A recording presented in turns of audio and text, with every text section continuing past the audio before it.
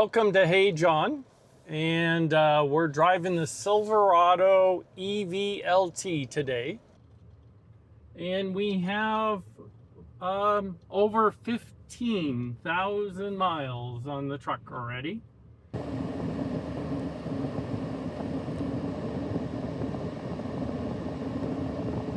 There we go, 15,000 miles and still trucking.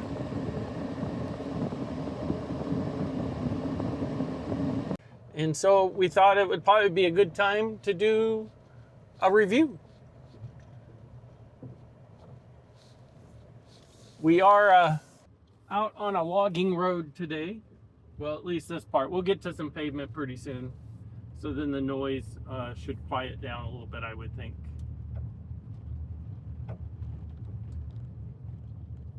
Yeah, a little bit of gravel noise.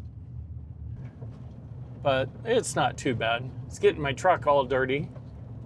That's what happens when you're driving on logging roads. Yeah, you can see. We're heading towards Highway 44 in California. We're on Forest Route, whatever that is, 32N17. And I have to say, I never worry about taking this truck out in the backwoods.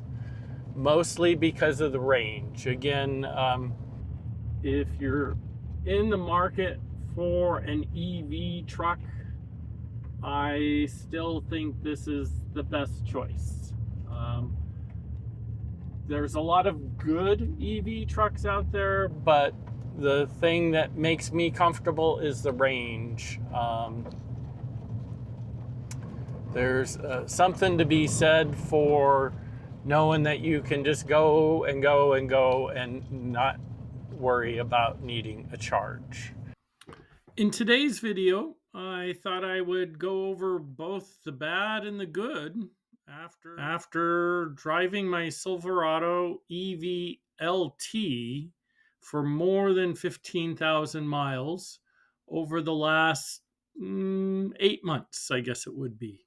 So stick around and we'll go over everything. I have to say that this truck has been a pleasant surprise.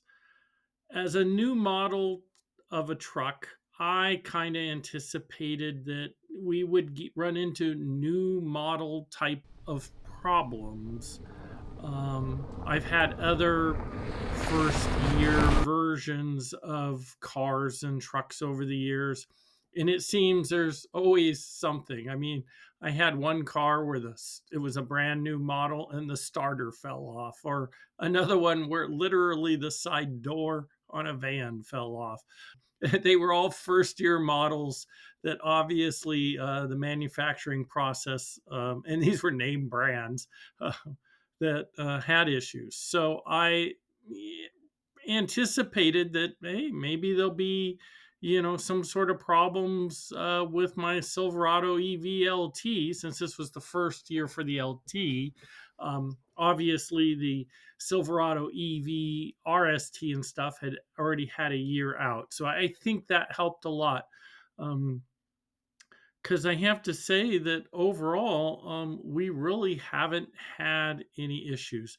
Other than the one little hiccup that we had within the first 1,000 miles of bringing the car home from Washington. We live in Northern California. We drove up to Washington to buy it and bring it back down. We really haven't had any other issues in the last 15,000 miles. So I'm feeling pretty good about that. So I think a quick summary of how the truck is doing is so far so good. So another thing about this truck, we've got over 15,000 miles on it, and we haven't had to do any service. Try doing that with a gas or diesel. You would have spent some money there already. The truck comes with one free service in the first year. So I'm basically planning on I'll take it in. See, I got the truck in January, so I'll plan a December service appointment. I'm not sure what they're going to do other than put fluid in the windshield wiper. They do check some of your other fluid levels and stuff like that, but the truck just doesn't need any service. It just goes. It's very, very. You just get in and drive. Even the few little pet peeves I had early on about the truck have pretty much dissipated. If you'd watched my 8,000 mile review, I was like, oh, well, you have to press the button on the dash to turn the heat seaters on. The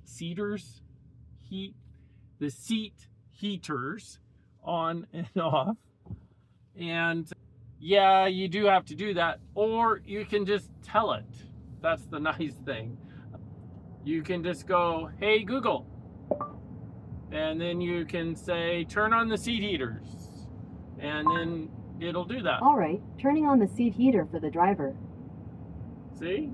Now it's 83 degrees, so I think we want to turn it off. Hey Google, turn off the seat heaters. Okay, turning off the seat heater for the driver. Yeah, and she's very clear, because you do in the LT version, and the reason why I really like the LT version is it comes with some of the niceties that my wife specifically said, if you're going to buy a truck that I have to ride in as a passenger, thou shalt get. And so the passenger seat on this truck, the front passenger seat, has both seat heating and seat cooling, as well as electric adjustment for the seat, up, back, down, lumbar, all the same things the driver's seat, the front passenger seat has as well. And that is an upgrade over the work truck, right? The work truck is really basic. I kind of like the work truck only because you could literally take a hose to it and wash it down. It's all totally rubberized and stuff like that. This truck came with I think it came with like carpet mats, which again, I live out in the forest and lots of dirt and stuff, so we always put rubber mats in all of our cars and everything because they are easy to clean up. So getting back on point, 15,000 miles, no service appointments. Don't expect to get a service appointment till the end of the year. And at the end of the year, we certainly will be over 20,000 miles, probably closer to 25,000 by that point in time. So, another checkbox for EVs. They really do not need a lot of service. So that's really good. And the Silverado EV LT is just an awesome truck. It just keeps working. It keeps rolling, keeps running. It's just really, really good. This EV truck actually does real truck stuff. And I think if you watch some of my other videos, and I'll show some excerpts here, I've done a lot of hauling with this truck. I've done a lot of towing with this truck.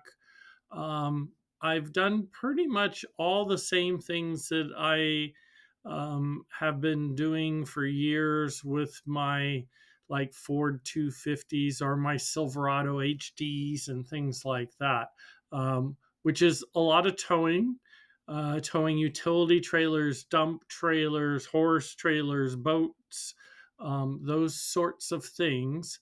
As well as hauling stuff in the bed for different construction projects around the house or the acreage here. So again, pleasantly surprised. This is a truck that you can do truck stuff with. I wasn't sure that was going to be the case when I first got it, but it's turned out to be actually my favorite towing vehicle. The amount of power that this thing has is awesome. The only type of towing you can't do with the truck is obviously like fifth wheel type towing. The bed, the truck, the weight, wasn't designed for that. So maybe someday either GM or somebody will come out with an EV that we can even tow our fifth wheels with. But I have a lot of bumper pole trailers, and it's been able to haul all of those, including my dump trailer, where I've hauled more than 10,000 pounds of gravel up a mountain, a large mountain. We go from about 400-foot elevation to 4,000-foot elevation when we pick up a load of gravel and bring it back home. So, and it does that without even thinking about it. I don't have to listen to either a gas or diesel truck, rev up as it's going up the mountain or anything like that. I just drive it normal at normal speeds, and it doesn't seem to know any better. And I don't seem to know any better either. It's fun. I enjoy using it as a tow vehicle. It's really good. Something else, I am a 6'2" guy, 200 plus pounds type of thing. So I need a fair amount of leg room. I need a fair amount of headroom. And I can tell you that this truck, driving it, there is plenty of room in the driver compartment, very comfortable. We've taken some long trips in it, hundreds and hundreds, multiple hour types of trips. We're talking 6 to 8 hour long type of trips in it. No fatigue from driving it, sitting in the seats, all very comfortable. And I've even got a shot, hopefully I'll be able to find it and put it in this review, where I went from the front seat without moving it, having driven it, and got in the back seat right behind the driver's seat. And I still have a ton of leg room. So the back seat is comfortable. It has a lot of leg room in it. So again, it would be easy to put a number of large guys in this truck, and they're not going to feel squished or smashed in the back seat or anything like that. And I just thought I would show you guys how much room is really in the back seat of this thing. I am 6'2", little over 200 pounds. The driver's seat, I haven't moved since driving up and parking. And so that's driver's seat is where a 6'2" person would drive from. And I still have all this space. I mean, you can't ask for more space in a back seat, I don't think. Not in a truck, anyhow. Not in a crew cab truck. Most of the time I'm used to having the seat right here at my knees. So this is a exceptional amount of space in the back seat of a Silverado EV, and this is the LT version. It does come in this version of the LT. Does not have the door behind the seat, so this seat folds up this way, so then you even get more room. If I get out here and show you, basically you got a lot of space in there. It just goes on and on and on. So from a space standpoint, you can't beat that. On top of that, because it does have so much leg room in the back, you can flip the seats up. And again, I actually got the version of the Silverado EV LT that does not have the mid-gate. And I did that on purpose because I wanted the back seats that flip up towards the back. And with the mid-gate, they flip forward. By flipping back, I actually have more room in the back seat area to put cargo if need be. And that has come in very handy. The doors open pretty wide, maybe not a complete 90-degree, but pretty wide. So you can, I've been able to get some extremely large boxes that I didn't want to put in the bed because I wanted to be able to lock them up, and they fit very well in the back seat area. So that is another nice feature of this truck. Something you may have noticed is most of the carpeting in this truck is covered up. Again, I do live out in the country, and especially during the winter, we have a lot of snow and mud and stuff like that. So I did go ahead and get rubber mats to put in this truck, and these are really well fitted rubber mats. They fit the truck perfectly. One of the main reasons why I actually got this truck over the Ford Lightning or say a Rivian is range. This truck is this is the Silverado EV LT. This particular version of it is rated at 421 miles per charge. And I have to say that the GM ranges are real ranges, which is nice. I have had some other EVs before getting this one, and the range estimates that were provided, I never got close to. So I was a little worried about that. I think any new car purchaser always is, how good are these numbers really? And I have to say, I get 420, sometimes more miles to a charge if I were to actually push it that far. Now, on a daily basis, I don't push it that far. I charge to 80, and by the end of the day, I'm usually at 60% type of thing. So I don't have a need to. But sometimes I have to run up and down my hill, say 3 times in a day, and then I will be using a good portion of that battery, and that range is really helpful. Obviously, the other time where the range is very helpful is we do frequent trips between Northern California and what I would consider kind of Central California or far southern Northern California down to the Bay Area and the Santa Cruz area and things like that. And those types of trips, we can actually go from our house down to there. We could do it all in one charge, but we would probably be at like 10% state of charge of like 10%. I tend to be more conservative, so we usually stop once in the trip of 400 miles to charge it back up to 80%, about halfway there. We have a couple places that we like to stop and get something to eat along the way. So again, the range of this truck really makes the whole range anxiety thing go away. It is basically a non-existent issue. And again, we have taken it on multiple long road trips, and it just isn't an issue.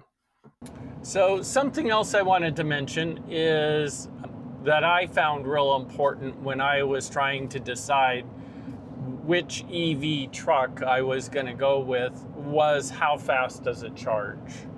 And at home, I don't really care. I do have a level 2 charger at home. It charges overnight.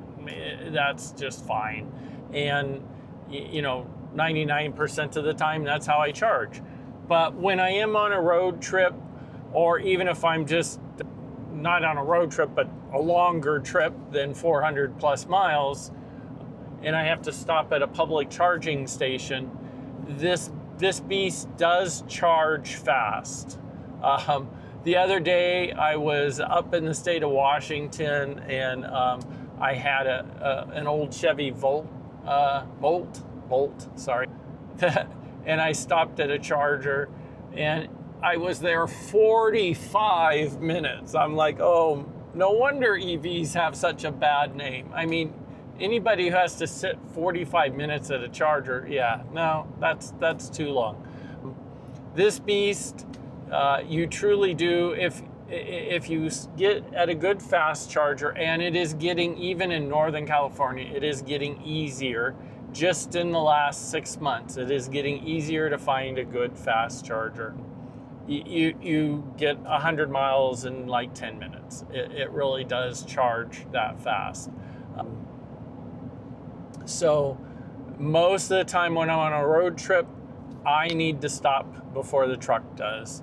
So it does take a little change because you don't have a charger on every corner like you do with gas stations, but it really doesn't take much. I don't even think about it. Matter of fact, now I love the fact that I almost never go to a gas station. If I'm going to a gas station when I'm in this, it's because John needs something to eat or drink or something like that on a road trip, and I just want to get in and out really quickly. Otherwise, the range on this just lets you keep on going, and then when you do need to stop, the charging really is pretty darn quick. So again, I looked at Fords, I looked at Teslas, I looked at the Rivians, and you know what, they're all good trucks. And like, for instance, the Ford Lightning, it's a great truck, very comfortable, very roomy inside. Again, for me, it was the range that made me go with the Chevy. And I own both Fords and Chevys over the years. Still own some Ford gas ones. They're great trucks. And the Rivian looked good. The Rivian was a little bit smaller than what I was looking for, and definitely I was looking for something that I could tow. As I've done in some of my other episodes, I'm usually towing a dump trailer, hauling gravel up to my house and stuff. Normally when I'm doing that, just to get as much gravel as I can, I'm right at tipping the scales, typically just a tad over 10,000. The truck will haul 12,500, this particular model. Again, a Silverado EV LT with the battery that's rated for 421. So the size of your battery does dictate, one, how much payload you can put in the bed of the truck, and has some effect also because of that, how much you can haul or how much you can tow, type of thing. But again, love this truck for towing. It's just a beast. I can tow up my really steep hill and not even know I got 10,000 pounds back there.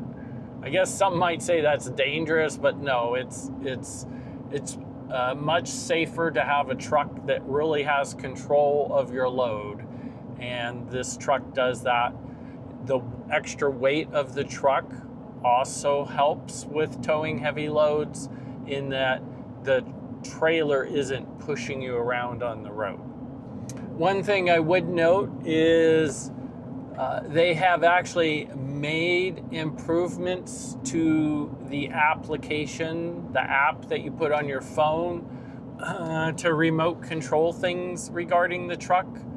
Early on, when I first got the truck, one of the irritants on the app was when you tried to remote start it, they had a button that you had to hold down, and it came up with all these different warnings, and you had to hold it for so long to start it. They have since updated the app. You don't get all these extra warnings that you need to see every morning when you're trying to start your truck remotely.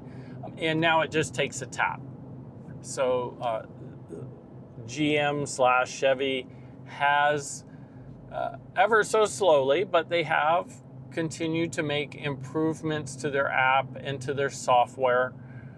I've seen some changes on the dash over time as well with different updates. It does do over-the-air updates, and in my case, they don't usually happen up at my house because of lack of internet access. But I'll be in town or parked at work, and sometimes it'll come up on the screen saying, "Hey, we'd like to do an update." So I know, like the last time I was in town, I stopped at a grocery store, it came up and said, "Oh, please don't drive the truck while the update's happening, and it's gonna take like 10 minutes. I'm like, okay, well, I'm gonna go in and do some shopping, so no big deal, right? Anyhow, updates are something that they have been doing. both to the truck and to the app, and they continue to get better. One of my favorite features in this truck that I've really gotten to like is this little button right here, the one with the little car and the clock. So as you can see, it's currently 99 degrees outside. It'll be over 100 in another few minutes, most likely. I did park in the shade, what little there is. And I'm gonna park and go in and get a quick bite to eat. But so that the truck doesn't get over hot, this little button is very helpful. You press it and you get this. Look, the car will just run for the next 60 minutes. It's so helpful. I press this button all the time. Again, I live someplace where it's hot. This keeps the truck cool, especially like if you're running into a grocery store, doing multiple stops. So they made it really simple. It'll just keep running. What I do when I get out of the truck, I lock it with the key fob, and then it keeps running. The other thing I do so that the dash isn't on is I will turn it off by doing a long press on this on and off up here, and then you'll just have this sitting up here. A feature that I wasn't sure that I would actually use when I got this truck is the power base. Mostly because I suppose because I haven't ever really had it. I mean, most of my trucks do have an onboard inverter where you can get some semblance of 110 out of it, although most of them can't run anything of any significance before the breakers pop on them and stuff. They're just not meant for the power base in this truck, especially the outlets in the bed, have actually turned out to be very useful. If you're someone like myself who has a lot of projects, maybe you have a little bit of property, and you're either taking multiple 100-foot extension cords to reach a certain part of your property to do some sort of work, or you're dragging a generator out there. I used to always have to take a generator, put it on a pallet, take the tractor, run it out to the corner of the property. And then even then generators are a hassle, like if you're doing something that's in multiple locations out there, so then you're still stringing a lot of extension cords. To get to the point, the power base is extremely useful if you have that sort of need, or for instance if you were a contractor and you didn't want to have to drag a generator with you or something like that. I have used the power base all day with drills, saws, even jackhammers. And I've never really ever put even a dent in the battery, where I'm worrying about, oh, am I going to have enough battery left to be able to get home or get it back to wherever I need to go. The power base does have a thing where you can set the limit, so it'll cut off like when you have 20% left. I've never ran into that. So a nice little feature that I didn't think I'd use, but I have probably, in the 8 months I've used it, I've probably used it at least every month that I've owned it. On one weekend or another, on some project or whatever. It just turns out to be very, very handy. In summary, after 15,000 miles of driving this Silverado EV LT, I like it better now than when I bought it. This is a truck currently that I hope to be able to keep for a very long time. I like how it rides. I like how it performs. I like what it does. It's easy driving. It's just a really good truck. And I hate to just gush like that because I'm like, well, there's got to be some sort of problems. There really haven't been there haven't been service issues.